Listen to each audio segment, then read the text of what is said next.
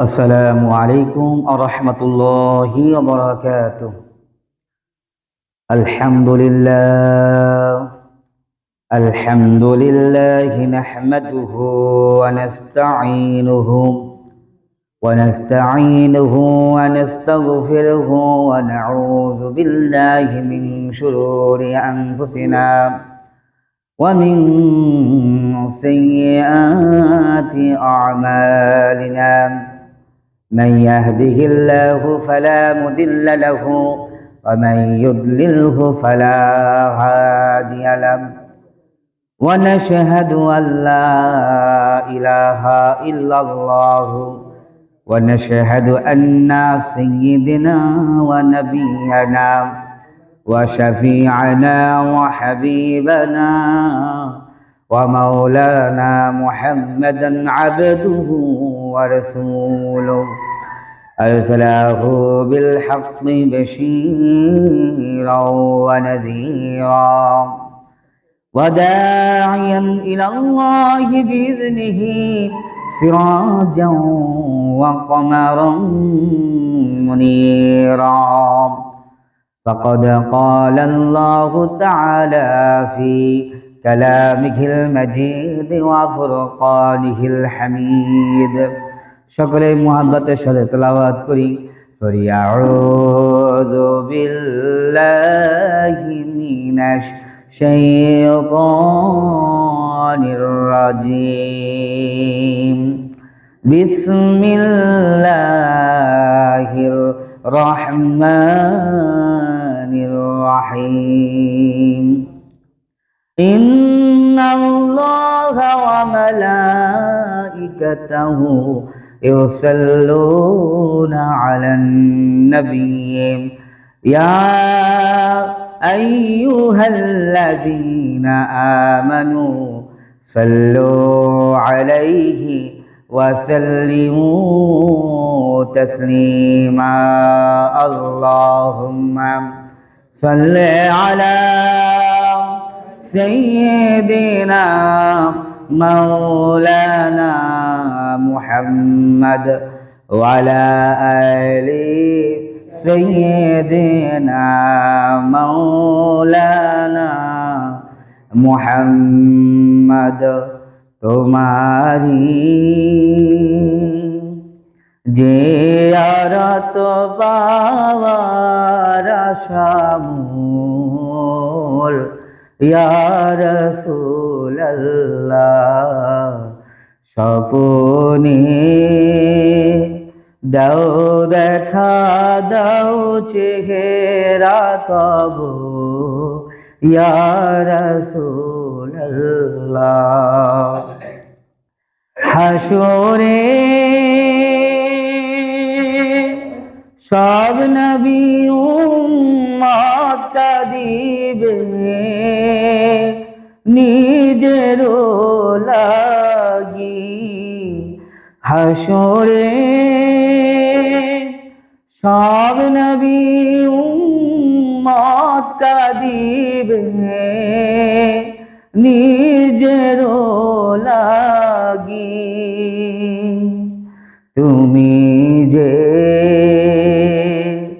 কাঁদবে হে থাই উম্মতি গো ইয়া রাসূলুল্লাহ।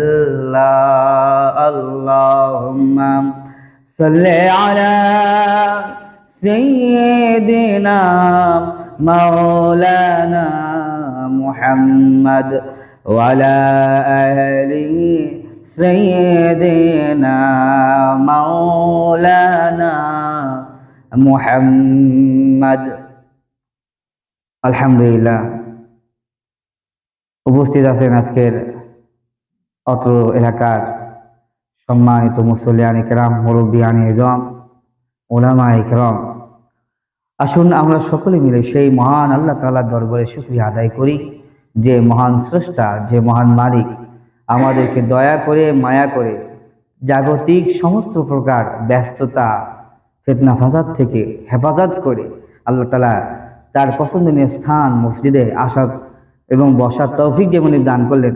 আসুন সেই মনিবের দরবারে শুকরিয়া আদায় করি, বলি আলহামদুলিল্লাহ। লক্ষ কোটি দরুদ এবং সালাম পেশ করি সর্বকালের সর্বশ্রেষ্ঠ মহামানব, যিনি সাইয়্যিদুল মুরসালিন, খাতামান নবীন, রাহমাতাল লিল আলামিন। আসুন সেই নবীর শানে সংক্ষিপ্ত পরিসরে দরুদ এবং সালাম পেশ করি। সকলেই পড়ে নিই সাল্লাল্লাহু আলাইহি ওয়াসাল্লাম। প্রিয় সুধী, আমরা গত জুমায় বিষয়ভিত্তিক আলোচনা শুনেছিলাম। আজ আমরা পবিত্র কুরআনুল কারীমের আমরা 30 পারা যে সূরাগুলোর তার সংক্ষিপ্ত তাফসীর শুরু করেছিলাম, সূরা তাকবীর পর্যন্ত আলোচনা হয়েছিল। আজকে তারই ধারাবাহিকতা বজায় রেখে আমরা আজকে পবিত্র কুরআনুল কারীমের 30 নম্বর পারার এবং কোরআন মাজিদের 82 নম্বর সূরা ইনফিতার সম্পর্কে আলোচনা করব ইনশাআল্লাহ। সূরা ইনফিতারের সংক্ষিপ্ত তাফসীর আলোচনা করা হবে। উক্ত এই সূরাটির মধ্যে 19টি আয়াত আছে। কয়টি আয়াত বলেন? খুব কম, কিন্তু তাৎপর্য অনেক বেশি। এবং এই সূরাটি হচ্ছে মাক্কি সূরা। আল্লাহ রাব্বুল আলামিন এই সূরাটির মধ্যে কিয়ামত, শুরুতেই কিয়ামতের কিছু লক্ষণ, কিয়ামতের যে ঘটনাগুলো ঘটবে সেগুলো আল্লাহ তাআলা বর্ণনা করেছেন। আসলে আমরা সরাসরি সেই কোরআন থেকে জেনে নেই সেদিন সেই কিয়ামতের ভয়াবহতা কেমন হবে। আল্লাহ রাব্বুল আলামিন এই সূরাটির শুরুতেই বলছেন, বিসমিল্লাহির রাহমানির রহিম, ইযাস সামাউ ফাতারাত। এই যে কিয়ামত যখন হবে, ইসরাফিল আলাইহিস সালাম আল্লাহ তাআলার হুকুম পাওয়ার পরেই সিংহায় ফুৎকার দেওয়ার পরে কিয়ামত অনুষ্ঠিত হয়ে যাবে। এই কিয়ামত যখন অনুষ্ঠিত হয়ে যাবে, ফুৎকার দেওয়ার সাথে সাথে কিয়ামত শুরু হয়ে যাবে, আকাশের অবস্থা কেমন হবে? খুব ভয়াবহ একটা আকার ধারণ করবে। আকাশটা ফেটে চৌচির হয়ে যাবে। কি হয়ে যাবে বলেন? এই যে আকাশটা আমরা দাঁড়ানো অবস্থায় দেখতেছি, স্থির অবস্থায় দেখতেছি, কিন্তু কিয়ামতের ময়দানে এই আকাশটা আর এমন থাকবে না। আকাশটা ফেটে চৌচির হয়ে যাবে, মহা আকাশ খণ্ড বিখণ্ড হয়ে যাবে। সেদিন ভয়াবহ একটা অবস্থা, ট্রাবল মোমেন্ট তৈরি হবে। সম্মানিত সুধী, রাসূল কারীম সাল্লাল্লাহু আলাইহি সাল্লাম হাদিস শরীফের মধ্যে বলেছেন, কেউ যদি কিয়ামতকে তার স্বচক্ষে দেখতে চায় তাহলে সে যেন সূরা তাকবীর, সূরা ইনফিতার এবং সূরা ইনশিকাক তেলাওয়াত করে। কোন সূরা বলেন? সূরা তাকবীর, সূরা ইনফিতার এবং সূরা ইনশিকাক। আপনারা যারা শিক্ষিত মানুষ আছেন, কুরআন মাজিদটা খুলে এই 3টা সূরার অনুবাদ করে নেবেন, দেখবেন মনে হচ্ছে যে আপনার চোখের সামনেই সেই কিয়ামতটা হচ্ছে। আল্লাহ বলেন, ইযাস সামাউ ফাতারাত। ওই দিন, ভয়াবহ সেই দিনে, কঠিন কিয়ামতের দিনে আকাশটা ফেটে চৌচির হয়ে যাবে। ওয়া ইযাল কাওয়াকিবু তাসাওয়াত। এই আকাশের মধ্যে থাকে তারকা, এই আকাশের মধ্যে থাকে নক্ষত্র। এই নক্ষত্রগুলো কি হবে? আল্লাহ বলেন, ওয়া ইযাল কাওয়াকিবু তাসাওয়াত। এই যে তারকাগুলো তোমরা দেখতে পাও, এই নক্ষত্রগুলো দেখতে পাও, এগুলো থাকবে না, এগুলো খসে খসে পড়ে চলে যাবে, পড়ে যাবে। এই নক্ষত্রগুলো, তারকা রাজিগুলো, এগুলো কি হয়ে যাবে? খসে খসে পড়ে। সম্মানিত সুধী, কোন এক ব্যক্তি যদি কিছু মুক্তা, চাদরের মধ্যে কিছু মুক্তা রাখছে, রাখার পরে সেই চাদরটা যদি সে এভাবে ঝাড়ি দেয়, এইভাবে ঝেড়ে ফেলে, তাহলে বলেন তো এই মুক্তাগুলো কেমন ভাবে অনেক জায়গায় সরে ছুটে যাবে না? সরে যাবে।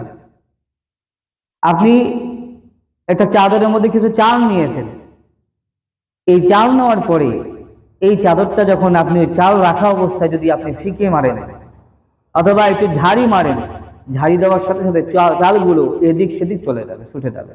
তেমনই ভাবে আল্লাহ পাক রব্বুল আলামিন এই নক্ষত্রের অবস্থা এমন করে দেবেন, তারকাগুলো, আকাশের এই নক্ষত্রগুলো খসে খসে পড়ে যাবে কিয়ামতের দিনে। ওয়াইদাল বিহারু ফুজ্জিরাত। এবং ফুজ্জিরাত শব্দের অর্থ হচ্ছে উদ্বেলিত হওয়া। হ্যাঁ, সমুদ্রের যে পানি আছে, এই সমুদ্রের পানি উদ্বেলিত হবে। যেটা সাগরের পানি, এটা জল স্থলভাগে চলে আসবে, লোকালয়ে চলে আসবে, পানিতে ভরপুর হয়ে যাবে, পানি উপচে পড়বে সেই কঠিন কিয়ামতের ময়দান। আল্লাহ বলেন ওয়াইদাল কুবুরু বুসিরাত, আর যে কবরগুলো তোমরা দেখতে পাও, এই কবরের ভিতরে যা আছে সব কিছু ওলট পালট করে দেয়া হবে। তার মানে হচ্ছে এই কবরের ভিতরে যা আছে মানুষগুলো সব উঠে যাবে, সব মানুষ কি হয়ে যাবে? উঠে যাবে, উঠে দৌড় দিবে হাসরের ময়দানের দিকে দৌড়।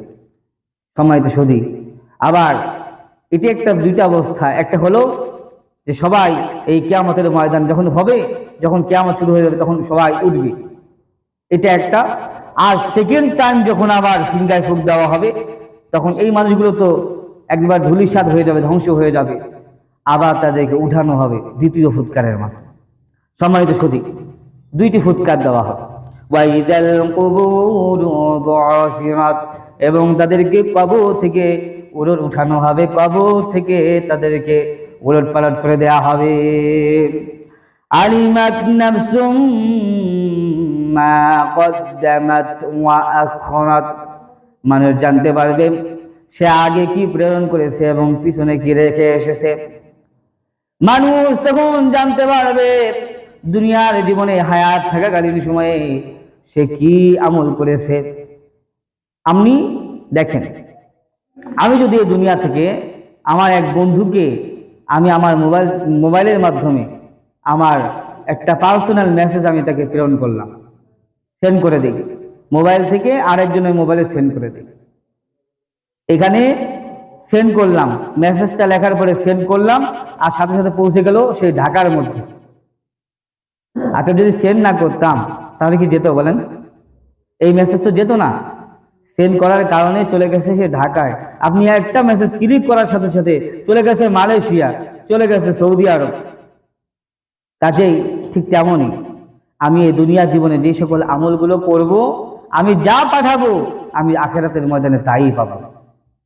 আমি কি নিয়ে যাচ্ছি, কি তৈরি করতেছি, আল্লাহ তাআলা সেটাই বোঝাচ্ছে। মানুষ জানতে পারবে সে আগে কি পাঠিয়েছে আখিরাতের জন্য, আর কি পিছনে রেখেছে, মানে কি করে নাই দুনিয়ার বুকে, দুনিয়া থাকতে আর কি করে নাই, সেটা সে জানতে পারবে।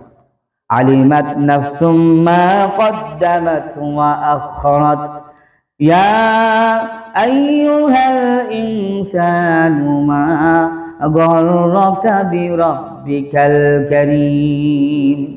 এবার আল্লাহ বলছেন, ও মানুষ, দুনিয়ার শুধুমাত্র মুমিনদেরকে ডাকেন নাই, অন্য কোন স্পেসিফিক দলকে ডাকেন নাই, বরং মানুষদেরকে ডেকে বললেন ইয়া আইয়ুহাল ইনসান, হে মানুষ সকল, ইয়া আইয়ুহাল ইনসান, হে মানুষ, ইয়া আইয়ুহাল ইনসানু মা গররাকা বিরাব্বিকাল কারীম, কোন জিনিস তোমাকে তোমার দয়াময় প্রভু থেকে দূরে সরিয়ে রাখলো, তোমার দয়াময় প্রভু থেকে তোমার ধোকায় ফেললো।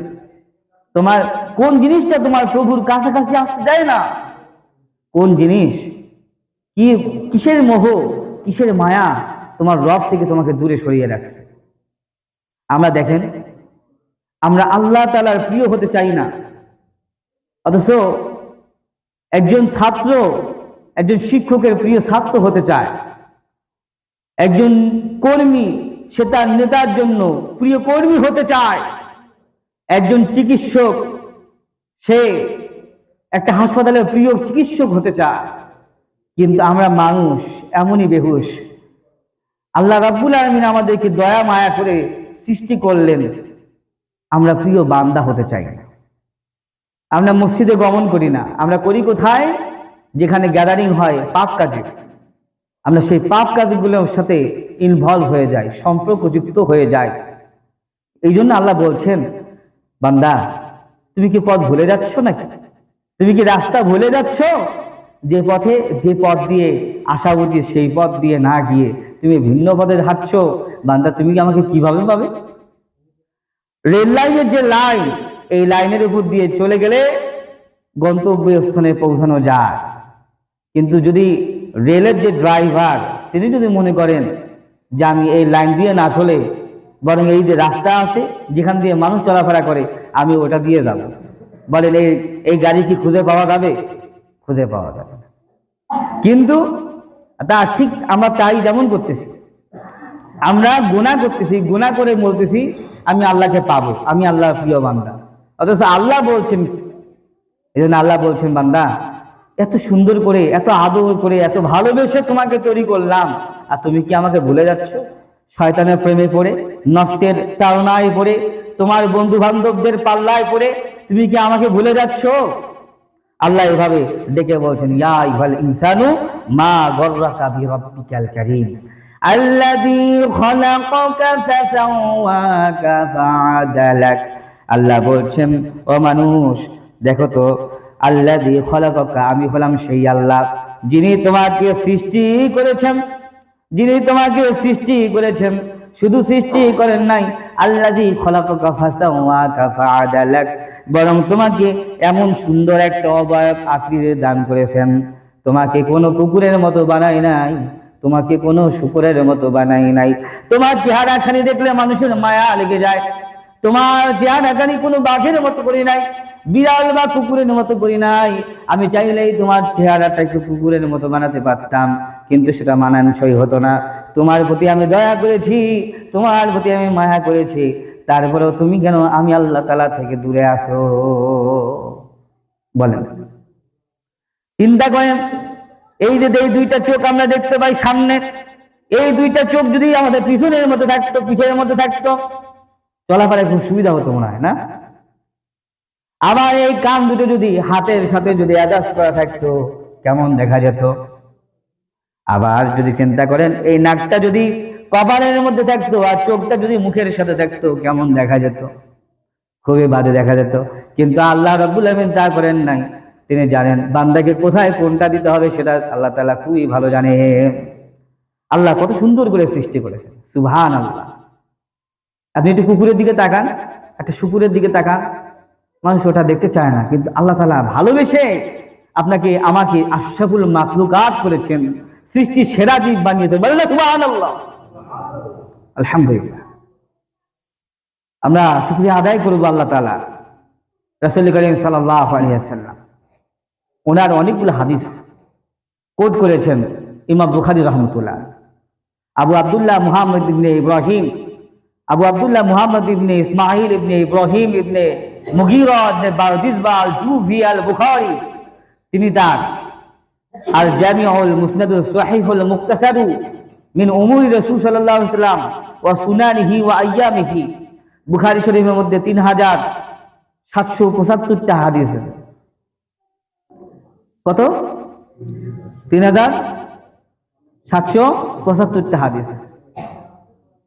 এই হাদিসগুলোর মধ্যে, এই এতগুলো হাদিসের মধ্যে সর্বশেষ যে হাদিস তাকরার আছে, তাকরার সারা আছে হাদিস, অসংখ্য হাদিসের মধ্যে বুখারী শরীফের সর্বশেষ যে হাদিসটি রাসূল ইসলাম ইরশাদ করেছেন, আর এই রাবি হলো, এই হাদিসটির বর্ণনাকারী হলেন হযরত আবু হুরায়রা রাদিয়াল্লাহু তাআলা।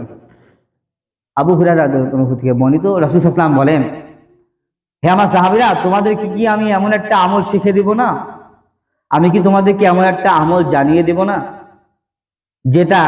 যে আমলটা তোমাদের মুখে আনতে খুব সহজ, মুখে আনতে সহজ। সাকিলাতানি আলাল লিসান, খবিবাতানি আলাল লিসান, সাকিলাতানি আলাল মিজান। এমন একটা আমলকে শিখাই দিব না যেটা তোমাদের মুখে আনতে সহজ, কিন্তু মিজানের পাল্লায় ভারী। বলেন না সুবহানাল্লাহ। সাহাবায়ে কেরাম সম্মতি দিলেন, ইয়া রাসূলুল্লাহ, we are interested to know what to do. Heavy weight deeds, এমন একটা আমল, ভারী আমল। রাসূল সাল্লাল্লাহু আলাইহি বললেন, সেটা হলো সুবহানাল্লাহি ওয়ালহামদুলিল্লাহি ওয়া লা ইলাহা ইল্লাল্লাহু আল্লাহু আকবার। রাসূল সাল্লাল্লাহু বলেন, তোমরা পড়ো সুবহানাল্লাহ, আলহামদুলিল্লাহ, ওয়া লা ইলাহা ইল্লাল্লাহু আল্লাহু আকবার। এবার চিন্তা করুন তো, আমরা এই ছোট ছোট আমলগুলো মুখে আনতে সহজ, কিন্তু মিজানের পাল্লা ভারী করে দেবে, এই আমলগুলো কতদিন করি? এই জন্য আলহামদুলিল্লাহ বলতে হবে। আল্লাহ তাআলা আমাদেরকে সুন্দর অবয়ব দিয়ে সৃষ্টি করেছেন, শুধু তাই নয়, বরং তিনি আমাদেরকে করেছেন সুষম। সুঠাম দেহের অধিকারী করেছেন। আল্লাহ তাআলা বলেন ফি আইয়ি সূরাতিন মা শাআ রাক্কাবাক, তিনি যে আকৃতিতে চেয়েছেন তিনি সেই আকৃতিতেই তোমাকে গঠন করেছেন, তিনি সেই আকৃতি তোমাকে দান করেছেন। কাজেই তুমি আমার থেকে কেন দূরে সরে আসো? আল্লাহ বলেন কাল্লা বাল তুকাযযিবুনা বিদ্দীন। দেখবেন যে এই কিয়ামতের ময়দানকে মুশরিক কাফেররা তারা এটা বিশ্বাস করে না। তারা বলে আনসিন ইজ নাথিং, যেটা আমরা দেখি না সেটা বিশ্বাস করি না। এটা কাদের প্রশ্ন? নাস্তিকদের প্রশ্ন। নাস্তিকরা বলে যেটা দেখা যায় না সেটা আমরা বিশ্বাস করি না। আচ্ছা বলেন, যে নাস্তিক এই কথা বলে তার দাদার দাদা ছিল কিনা বলেন? তার দাদার দাদা ছিল, এখন সে তো তার দাদার দাদাকে দেখে নাই, এখন বলে যে আমি দেখি নাই তাহলে আমি বিশ্বাস করি না। এটা হবে? তার যুক্তিতেই সে ফেল। তারপরে তার পিঠের মধ্যে কি আছে, তার পিঠের মধ্যে কি আছে সে দেখতে পায়? বলেন, আমাদের পিছনে কি আছে আমরা দেখতে পাচ্ছি না, সামনে দেখতে পাই কিন্তু পিঠের মধ্যে কি আছে দেখতে পাই না। আরে বেটা, সে তো নিজে তার পিঠটাই দেখতে পারে না, তাই না? তারপরে তো বিশ্বাস করে আমার পিঠটা আছে। তা আল্লাহ রাব্বুল আলামিন বলছেন যারা এই কাজগুলো করে, গুনাহের কাজে লিপ্ত হয়ে যায়, শোনো এটা হচ্ছে নাস্তিক মুশরিক কাফেরদের কাজ। তারা পরকালকে বিশ্বাস করে না। অথচ আল্লাহ এতগুলো বর্ণনা দিয়ে বলছেন দেখো পরকালে এই যে কিয়ামত বলতে কিছু আছে, কিয়ামত একদিন হবে ইনশাআল্লাহ, কিয়ামত একদিন হবে। আল্লাহ বলছে কাল্লা বাল তুকাযযিবুনা বিদ্দীন, আর কিছু নয়, বরং তোমরা এই তুকাযযিবুনা বিদ্দীন, মুশরিক নাস্তিক এই ধরনের মানুষদেরকে বলছেন তোমরা তো এই কিয়ামতকে অস্বীকার করো, পরকালকে অস্বীকার করো, তোমরা স্বীকার করো না। কাল্লা বাল তুকাযযিবুনা বিদ্দীন ওয়া ইন্না আলাইকুম লাহাফিজিন, এ বান্দা তোমাদের পিছনে আমি তোমাদের পিছনে তত্ত্বাবধায়ক দিয়ে দিছি, তোমাদের পিছনে আমি গার্ড দিয়ে দিছি। এবং তারা কি করে জানো? ওয়া ইন্না আলাইকুম লাহাফিজিন কিরামান কাতিবিন। এই যে দুই কারে দুই ফেরেশতা, তাই না? একজন ভালো আমল লেখেন আর একজন মন্দ আমল লেখেন। কি করতেছি না করতেছি, কি বলতেছি কি শুনতেছি আর কি মনে মনে চিন্তা করছি সেটাও লেখে রাখতেছে। আমাদের সব সময় আমাদের সাথে আছে, আল্লাহ সেট করে দিয়েছেন। কাজেই এনাদেরকে ফাঁকি দেওয়ার কোনো বুদ্ধি নাই। এই জন্য আমাদের সর্বদা আল্লাহকে ভয় করতে হবে, মনে করতে হবে আল্লাহ এই পৃথিবীর মধ্যে আমি যে গুনাই করি না কেন, কেউ আমাকে দেখুক আর না দেখুক, একজন আমাকে ঠিকই দেখছেন, তিনি কে? Allah. Allah is watching us, and when we do our bad deeds, Allah watches us, Allah আমাদের দেখেন আমরা যখন কোনো গুনাহের কাজ করি। and when we do any good deeds, Allah watches, যখন আমরা কোনো ভালো আমল করি সেটাও আল্লাহ তাআলা দেখেন। সুবহানাল্লাহ। কাজেই আল্লাহ কুদরতি চোখকে ফাঁকি দেওয়ার মতো কার দুঃসাহস নেই এই দুনিয়ার মধ্যে। ওয়া ইন্না আলাইকুম লাহাফিজিন কিরামান কাতিবিন ইয়ালামুনা মা তাফআলুন, হে আমার বান্দারা এই যে আমি গার্ড দিয়েছি, তোমরা যা কিছু করছো না কেন সব লিখে রাখতেছে। কিরামান কাতিবিন ইয়ালামুনা মা তাফআলুন, তোমরা যা কিছু করো না কেন সব জানা আছে তাদের। এবং সেদিন তারা সাক্ষ্য দিবে, আল্লাহ তোমার এই বান্দাগুলো তুমি এতবার বলছো কোরআনের মধ্যে, তোমার আলেম, তোমার নবী, তোমার রাসূল তাদেরকে সতর্ক করেছে, ওয়ার্ন করেছে, এই পৃথিবীর বুকে আলেম ওলামা তাদেরকে সতর্ক করেছে, তারপরে তোমার পথে ফিরে আসে নাই আল্লাহ, এই যে এই গুনাহগুলো করেছে আল্লাহ। এরকম করে সব কিছু আমল নামায়, ডান হাতে কারো বাম হাতে আমল নামা দেওয়া। কাজে এখন থেকে আমরা প্রস্তুত নেই। আবার কিছু ভণ্ড আছে বর্তমানে বাংলাদেশে, এই কিছুদিন আগে আউল বাউল একটা ফাউল, ঠিক আছে, আবুল সরকার ইলমে মারিফাতের নামে ভণ্ডামি শুরু করেছে। ওটা আসলে ওরা যেটা করে সেটা মারিফাত না, ওটা তো মাইরের পথ। কিসের পথ বলেন? ওটা তো মাইরের পথ। এরা ভণ্ডামি। ইসলাম কখনো গাঁজাখড়ি গল্প পছন্দ করে না। ইসলাম গাঁজা, মদ, জুয়া একদম টোটালি হারাম করে দিয়েছে। ওরা গাঁজা খায়, মোষ রাখে এত বড় কোদালের, দাড়ি এই যে বড়, এখন মোষ আর দাড়ি একসাথে মিশে যায়, যদি ডাল খায় বোঝা যায় না ডাল খেয়েছে না অন্য কোনো পায়খানা খেয়েছে। একটা কলকি হাতে নেয় আর বলে যে কিয়ামতের দিন, রোজ হাসরের দিন, হ্যাঁ, কিরামান কাতিবিন যদি করে আমার বিরুদ্ধে অভিযোগ, আমি বলবো আমি শিকল বাবার লোক। বলেন না না, এরকম ভাবে যত বাবা, কয়লা বাবা, শিকল বাবা, এই ইসলামে বিশ্বাস করুন এই ধরনের বাবা টাবার কোনো খাওয়া নাই, এরকম কোনো বাবার খাওয়া নাই। তিনি যদি হক্কানি হয় তাহলে কাল কিয়ামতের ময়দানে, হাসরের ময়দানে আমাদের জন্য সাফায়াত করতে পারবে যদি আল্লাহ তাআলা সেই তৌফিক দান করে। বলেন আমিন। কিন্তু কোনো ভণ্ড, যার মধ্যে কোনো শরীয়ত নেই, যার মধ্যে কোনো মারফত নেই, সে কিভাবে এরকম ইসলামের বিরুদ্ধে, আল্লাহর বিরুদ্ধে কথাবার্তা বলে? আল্লাহর বিরুদ্ধে বলছে, আল্লাহর কোনো কথাবার্তার কোনো ঠিক নাই, এমন যেটা আমি মুখে আনতে পারতেছি না। এরকম ভণ্ড দেখবেন এইরকম গ্রামগঞ্জে, প্রান্তিক অঞ্চলে তারা প্রবেশ করে মানুষের ঈমান ধ্বংস করার চেষ্টা করে। এরকম যদি পান, আগে জুতা দিয়ে বাইরাবেন, আগে জুতা দিয়ে পিটাবেন, বেঁধে রাখবেন, তারপর যা করার লাগবে সেটা পরে করা যাবে। এরকম কোন ভণ্ডদেরকে আশ্রয় দেওয়া যাবে?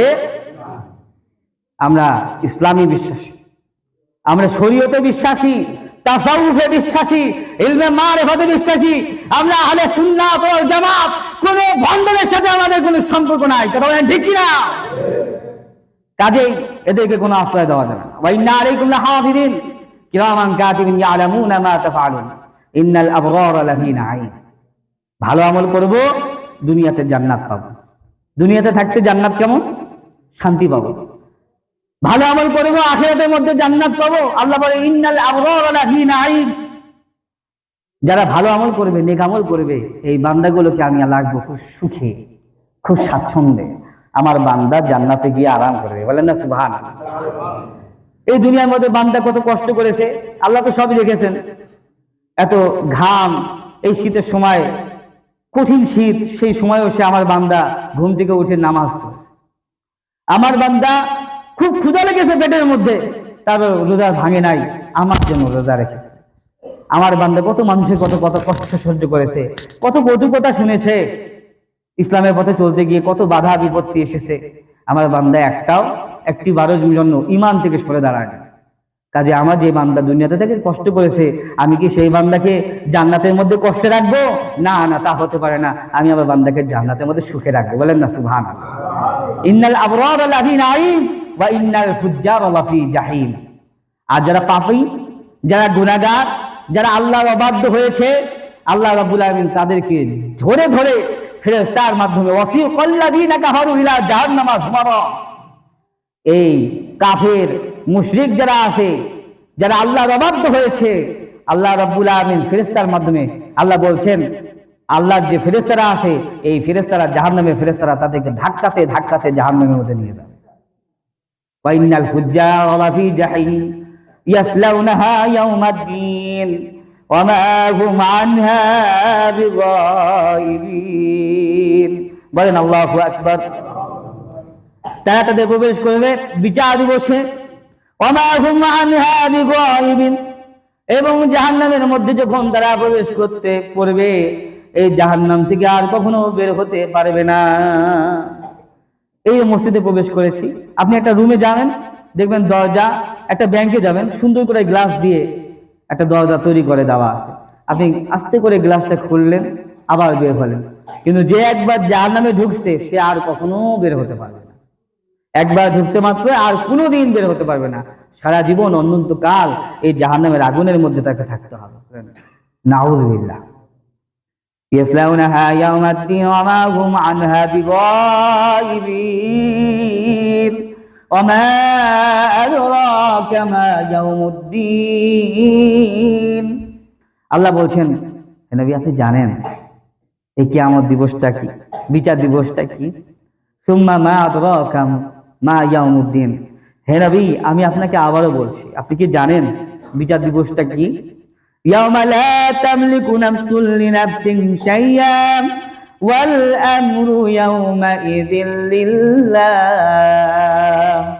আল্লাহ বলেন, দেখো এই দুনিয়ার মধ্যে শিক্ষক ছাত্রের উপর কর্তৃত্ব প্রতিষ্ঠা করে, শিক্ষক ছাত্রকে কন্ট্রোল করে, নেতা তার কর্মীদেরকে কন্ট্রোল করে, কর্তৃত্ব প্রতিষ্ঠা করে, পিতামাতা তার সন্তানের উপর কর্তৃত্ব প্রতিষ্ঠা করে।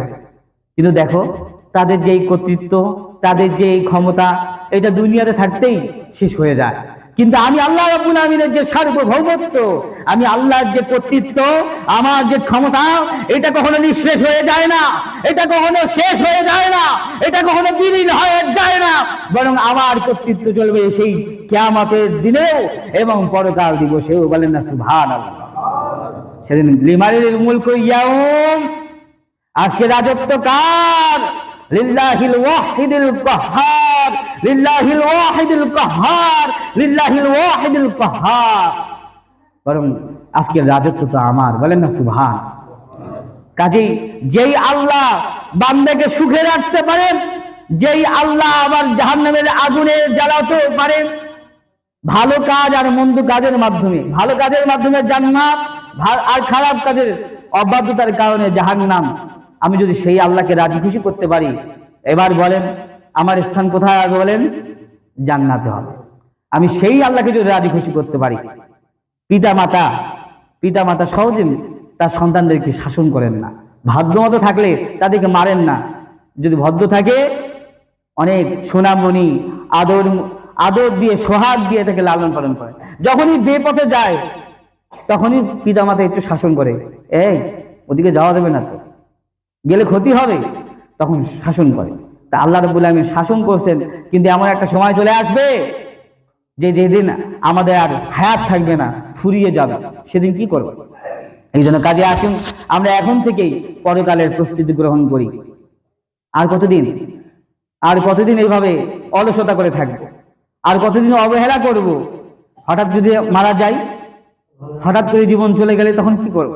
আসলে এই জন্য আমরা এখন থেকে প্রস্তুতি গ্রহণ করি, 5 ওয়াক্ত নামাজ পড়ি, আল্লাহর হুকুম হাকাম গুলো পালন করার চেষ্টা করি। আল্লাহ তাআলা আমাদের সেই তৌফিক দান করুন। বলেন আমিন। ওয়া আখিরু দাওয়ানা আনিল হামদুলিল্লাহি রাব্বিল আলামিন। যারা